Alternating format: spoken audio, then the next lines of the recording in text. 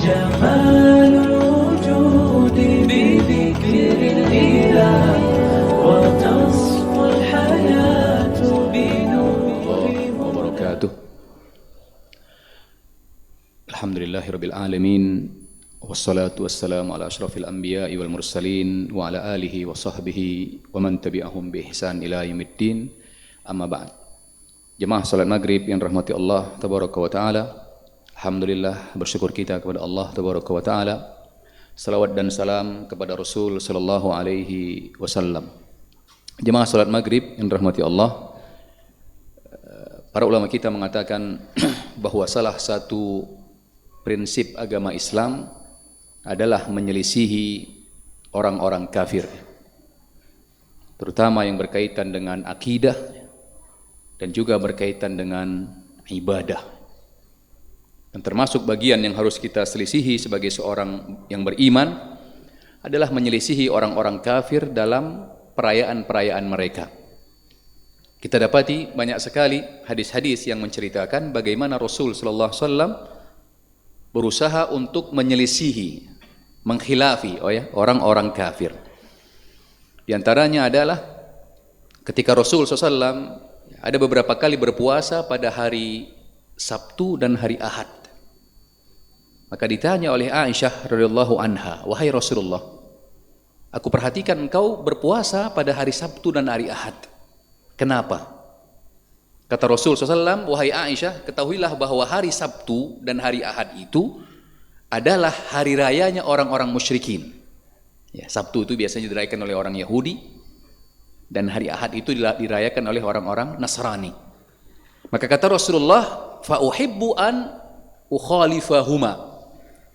Hari Sabtu dan hari Ahad itu biasanya dirayakan oleh orang-orang musyrikin. Maka aku mau menyelisihi orang-orang musyrikin tersebut. Juga di hadis yang lain, ketika para sahabat Nabi ke Madinah dan umat Islam semakin banyak, dan ketika itu sudah turun tentunya perintah untuk sholat 5 waktu secara berjamaah ke masjid, maka para sahabat bertanya, bagaimana caranya kita untuk mengumumkan masuknya waktu sholat? Tentunya perintah sholat itu kan turunnya ketika Rasulullah masih di Makkah. Begitu Rasulullah pindah ke Madinah, jumlah umat Islam semakin banyak. Maka para sahabat mengatakan, bagaimana caranya kita mengumumkan supaya orang-orang tahu kalau sudah masuk waktu sholat berjamaah? Maka ada di antara para sahabat yang menyarankan kita buat saja seperti menghidupkan trompet. Hidupkan trompet tanda masuk waktu sholat. Nggak disetujui oleh Rasul SAW. Ada yang mengatakan, kenapa nggak kita bakar api saja seperti dilakukan oleh orang Majusi atau Senda? Karena Rasulullah tidak mau sama dengan orang Nasrani, tidak mau sama dengan orang Yahudi, tidak mau sama dengan orang Majusi. Maka sampai akhirnya Allah Tabaraka wa Ta'ala mengilhamkan kepada salah seorang sahabat dalam mimpinya lafaz-lafaz azan yang sekarang ini dikumandangkan oleh muazin. Dan akhirnya Rasulullah pun menyuruh Bilal untuk mengumandangkan lafaz azan tersebut. Kenapa Rasulullah tidak mau ikut mengumumkan sholat dengan membunyikan trompet, menyerupai orang-orang kafir? Kenapa Rasulullah tidak mau mengumumkan sholat dengan membakar api atau menghidupkan lonceng? Karena ini menyamai orang kafir, maka Rasulullah tidak mau. Dan juga dalam tampilan Rasulullah SAW mengatakan, selisihi orang-orang Yahudi. Berkaitan dengan apa kata Rasulullah? Rapikan kumis, panjangkan jenggot. Jadi memanjangkan jenggot ini adalah perintah Rasul SAW. Kalau bagi kita yang belum memanjangkan jenggot, ya mudah-mudahan dimudahkan Allah untuk mau memanjangkan jenggot. Karena memanjangkan jenggot itu sunnahnya Rasul SAW. Jangan takut dengan jenggot, tapi takutlah dengan orang yang memusuhi jenggot. Ya, jenggot itu sunnahnya Rasul SAW. Rasulullah itu berjenggot, para sahabat Nabi itu berjenggot. Maka jangan takut sama orang berjenggot, tapi takutlah sama orang yang takut dengan jenggot. Kata Rasulullah, kenapa disuruh panjangin jenggot? Supaya nyelisihin orang-orang Yahudi. Dan banyak hal-hal lain di mana Rasulullah memerintahkan kita untuk menyelisihi orang-orang kafir, termasuk dalam perkara perayaan mereka. Ini sebentar lagi menjelang akhir tahun yang akan berkumpul di dalamnya perayaan Natal dan Tahun Baru, yang tentunya ini bukan bagian dari perayaan Islam. Dan tidak berarti ketika kita melarang perayaan Natal, ya, atau mengucapkan Natal dan mengucapkan tahun baru bagi kaum muslimin, berarti kita menyuruh untuk merusak acara mereka. Tidak. Bahwa umat Islam bertoleransi dalam bagian ini adalah dengan cara membiarkan mereka menjalankan ritualnya, tanpa kita harus ikut-ikutan, juga tanpa kita harus ikut-ikutan untuk mengucapkan selamat, ya, kepada mereka dalam perayaan-perayaan mereka. Para ulama kita mengatakan, apakah ada larangan untuk mengucapkan selamat kepada perayaan-perayaan orang-orang kafir? Maka para ulama kita mengatakan banyak sekali dalil, baik dari Al-Quran maupun dari hadis Nabi maupun dari perkataan para sahabat Nabi yang mulia, yang menunjukkan kita dilarang untuk sekedar mengucapkan selamat kepada perayaan orang kafir, meskipun kita tidak meyakini akidah mereka. Kalau kita meyakini akidah mereka, kalau seseorang meyakini akidah mereka, maka ini bisa sampai kepada kekufuran. Mengucapkan selamat kepada perayaan orang kafir tanpa meyakini benarnya akidah mereka, ini juga merupakan sebuah dosa yang dilarang dalam Islam. Mari kita perhatikan yang pertama firman Allah Tabaraka wa Ta'ala di dalam surah Al-Furqan ayat yang ke-72. Ini Al-Furqan dari mulai 63 ya sampai setelahnya nanti, ya Allah cerita tentang wa ibadur rahman. Ya Allah bercerita tentang sifat-sifat hamba Allah, sifat-sifat orang beriman. Apa di antara sifat orang beriman? Ya, setelah Allah sebutkan beberapa sifat-sifat tersebut, ya tentunya cukup banyak ini. Nanti di ayat yang ke-72 di surat Al-Furqan kata Allah, di antara sifat orang beriman itu apa? Walladzina la yashhaduna zur. Orang-orang yang tidak ikut-ikutan merayakan perayaan orang-orang kafir, atau tidak ikut-ikutan mengucapkan selamat kepada perayaan orang-orang kafir. Wa idza marru bil lagwi marru kirama. Kalau mereka melihat ada perayaan orang-orang kafir, maka mereka berlalu dengan baik. Tidak diganggu, dibiarkan saja. Tanpa harus ikut-ikutan dan juga tanpa harus mengucapkan. Sebagian orang mengatakan ini bagian dari toleransi. Para ulama kita mengatakan Rasul SAW itu hidup di Madinah. Di Madinah itu ada orang Nasrani, di Madinah itu ada orang Yahudi. Dan tidak pernah kita dapati Rasulullah sekalipun mengucapkan selamat kepada perayaan orang Yahudi. Apakah Rasulullah SAW kurang paham tentang toleransi? Dan kita lebih paham tentang toleransi dalam Islam daripada Rasul SAW. Rasulullah tidak ikut-ikutan mengucapkan selamat kepada perayaan orang-orang kafir. Dan sebagian orang mengatakan tidak apa-apa, ini dalam rangka toleransi. Seakan-akan kita mengatakan kita lebih paham toleransi dalam Islam daripada Rasul sallallahu alaihi wasallam.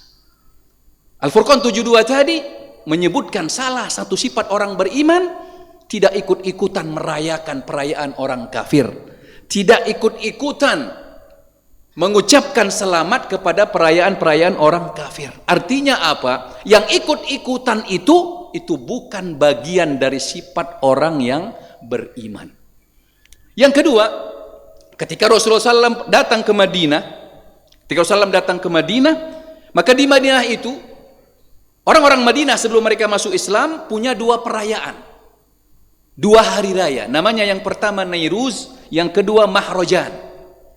Maka ketika Rasulullah datang ke Madinah dan melihat orang-orang Madinah merayakan hari raya Nairuz, merayakan hari raya Mahrojan, Rasulullah tanya, ada apa ini? Hari apa ini? Maka diceritakan oleh para sahabat Nabi yang mulia, Rasulullah, ini adalah hari raya Nairuz dan Mahrojan. Dulu kami sebelum Islam biasanya kami main-main, ya makan-makan, ya diramaikanlah.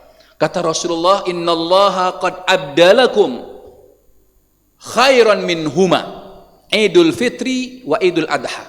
Kata Rasulullah, Allah sudah ganti wahai penduduk Madinah. Dulu sebelum kalian masuk Islam, kalian punya perayaan Nairuz dan Mahrojan. Tapi setelah kalian masuk Islam, Allah ganti dengan yang lebih baik dari apa yang kalian rayakan dahulu. Apa itu? Hari Idul Fitri dan hari Idul Adha. Kata para ulama kita, Rasulullah tidak menyetujui para sahabat Nabi untuk merayakan Nairuz dan Mahrojan.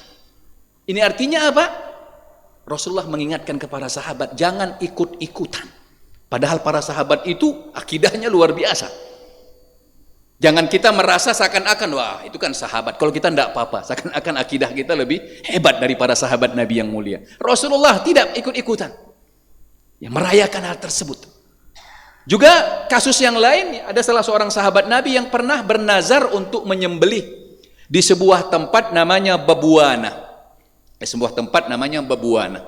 Ya, ini sebuah tempat dekat dengan Makkah. Dia bernazar ingin menyembelih di situ. Maka kata Rasulullah, wahai sahabatku, apakah di Babuana tersebut ada patung yang disembah? Enggak ada ya Rasulullah. Baik. Apakah di Babuana tersebut di mana engkau mau menyembelih itu pernah dirayakan perayaan orang-orang kafir? Kata Rasulullah, kata sahabat ini, enggak ya Rasulullah. Kata Rasulullah, kalau begitu penuhi nazarmu, ya, karena sesungguhnya tidak wajib memenuhi, tidak boleh memenuhi nazar dalam bentuk kemaksiatan. Maksudnya apa?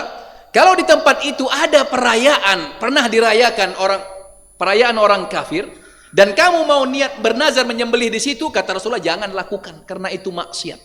Jadi Rasulullah menyebutkan perayaan orang-orang kafir itu sebagai maksiat. Sebagai orang beriman, logiskah kita mengucapkan selamat kepada orang yang melakukan maksiat? Kalau seandainya ada seorang sedang berzina, orang mengatakan selamat berzina. Apakah ini logis secara akal kita? Atau orang sedang mabuk-mabukan, kita bilang selamat mabuk. Karena zina dan mabuk itu maksiat, sama seperti perayaan-perayaan orang kafir itu adalah bentuk maksiat. Maka jangan latah kita ikut-ikutan atau hanya sekedar mengucapkan selamat, ya, tidak perlu. Karena itu adalah maksiat yang kita dilarang untuk ikut-ikutan merayakannya ataupun ikut-ikutan mengucapkan selamat untuk perayaan tersebut. Juga Rasulullah SAW menegaskan, kata Rasulullah, bahwa setiap umat itu ada hari rayanya. Dan kita, hari raya kita, kata Rasulullah, adalah Idul Fitri, Idul Adha. Jadi Rasulullah pisah. Kita ini tidak sama dengan orang Yahudi, orang Nasrani, orang-orang kafir. Mereka punya perayaan, ya silahkan mereka lakukan sendiri. Kita punya perayaan sendiri, Idul Fitri, Idul Adha, tanpa harus ikut-ikutan merayakan atau mengucapkan selamat dalam perayaan mereka. Dan juga perkataan Umar bin Al-Khattab radhiyallahu anhu, ya, salah seorang sahabat Nabi yang mulia. Kata Umar bin Al-Khattab, ijtanibu la tadkhulu alal musyrikina fi kanaisihim yauma idihim fa inna sukhtallahi tanzilu alaihim.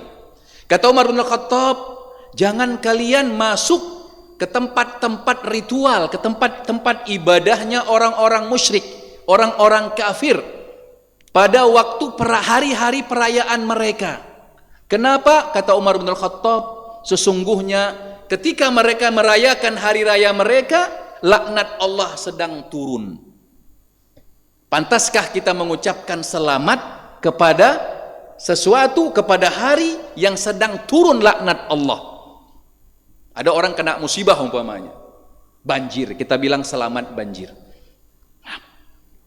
Ya, secara logika saja nggak masuk akal itu, apalagi secara keimanan. Kata Umar Khattab, hari raya orang kafir itu disitulah turunnya laknat Allah. Jangan kalian datangi tempat-tempat ritual mereka.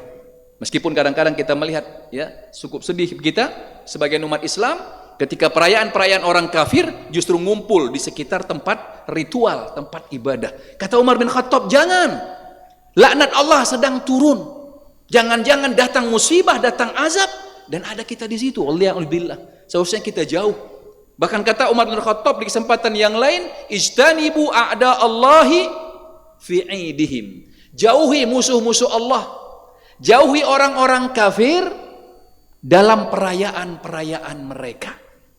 Ini kata Umar bin Khattab, supaya jangan kita juga kena laknat dari Allah tabaraka wa taala. Ini diantara dalil baik dari Al-Quran, baik dari hadis Nabi SAW, dan juga dari perkataan para sahabat Nabi yang mulia, yang menunjukkan kita tidak boleh, kita diharamkan ikut serta merayakan perayaan-perayaan orang kafir, atau juga kita dilarang, diharamkan, ya, mengucapkan selamat kepada perayaan-perayaan orang kafir termasuk di dalamnya mengucap ya, berkaitan dengan Natal dan Tahun Baru, karena ini adalah bagian dari orang kafir.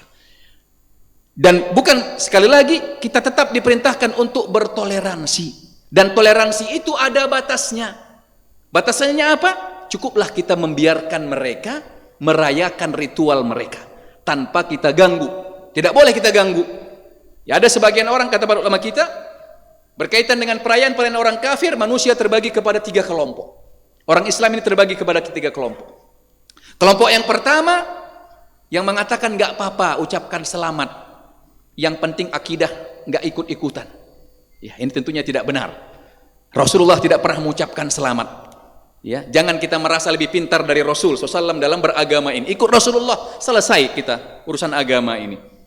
Ya, atau juga ikut mengucapkan selamat, atau ikut merayakan, tidak boleh. Kelompok kedua, ya, ini kelompok yang keras, yang ekstrim. Apa yang mereka lakukan? Oh, ini orang kafir lagi merayakan, ayo kita bom. Itu bukan ajaran Islam. Rasulullah tidak pernah mengajarkan kita seperti itu. Dan kelompok yang ketiga adalah kelompok yang bertoleransi, yang mereka membiarkan orang-orang kafir merayakan perayaannya tanpa diganggu, dan juga tanpa kita ikut-ikutan merayakan, dan juga tanpa kita ikut-ikutan mengucapkan selamat. Yang karena pada dasarnya mereka sendiri tidak butuh ucapan selamat dari kita. Mereka itu butuh apa? Tidak diganggu. Biarkan mereka melakukan ritual mereka, ya, dan kita punya hari raya, punya kita ibadah sendiri, yang insya Allah dengan melakukan hal ini kita selamat akidah kita, dan kita selamat ya dari ancaman dan laknat Allah tabaraka wa taala. Demikian, mudah-mudahan bermanfaat. Semoga Allah menjadikan kita orang-orang yang senantiasa menjaga akidah kita, dan menjaga ya ibadah, dan menjaga keturunan-keturunan kita agar jangan sampai ikut-ikutan merayakan atau ikut-ikutan mengucapkan selamat dalam perayaan-perayaan orang kafir. Demikian, subhanakallah wa bihamdik, asyhadu an la ilaha illa anta, astaghfiruka wa atubu ilaik. Wassalamualaikum warahmatullahi wabarakatuh.